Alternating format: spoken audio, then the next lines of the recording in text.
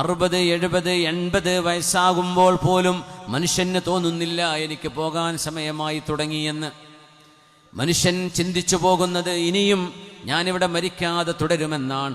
അങ്ങനെ അപ്രതീക്ഷിതമായി നിൽക്കുന്ന സമയത്ത് ഒരു ചെറിയ കാരണം കൊണ്ട് അല്ലാഹു നമ്മളെ കൊണ്ടുപോകുന്നത് കാണുന്നില്ലേ? അല്ലാഹു നമ്മളെ പറഞ്ഞയച്ചത് വളരെ ക്ഷണികമായൊരു ജീവിതത്തിനാണ്. എന്നൊന്നും നിലനിൽക്കുന്ന ലോകമല്ല ഇത്.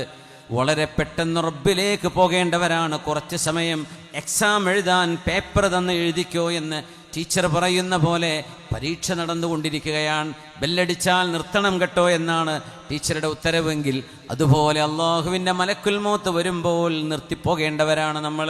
ആരാണ് അതിനെക്കുറിച്ചൊക്കെ ചിന്തിക്കുന്നത്? ഇപ്പോൾ കം ലബിത്തും ഫിൽ അർളി അദദ സിനീൻ, 90ഉം 100ഉം വയസ്സ് കഴിഞ്ഞ് മരിച്ചുപോയ മനുഷ്യരോട് പോലും അള്ളാഹു എത്രയാണ് നിങ്ങൾ ഭൂമിയിൽ ജീവിച്ചത് എന്ന് ഓർമ്മയുണ്ടോ എന്ന് ചോദിക്കുമ്പോൾ അവർ പറയുമത്രേ, ലബിത്നാ യൗമൻ ഔ ബഅദ യൗം, ഒരു ദിവസമോ ഒരു ദിവസത്തിൽ അല്പമോ ഞങ്ങൾ ജീവിച്ചു എന്ന് തോന്നുന്നു.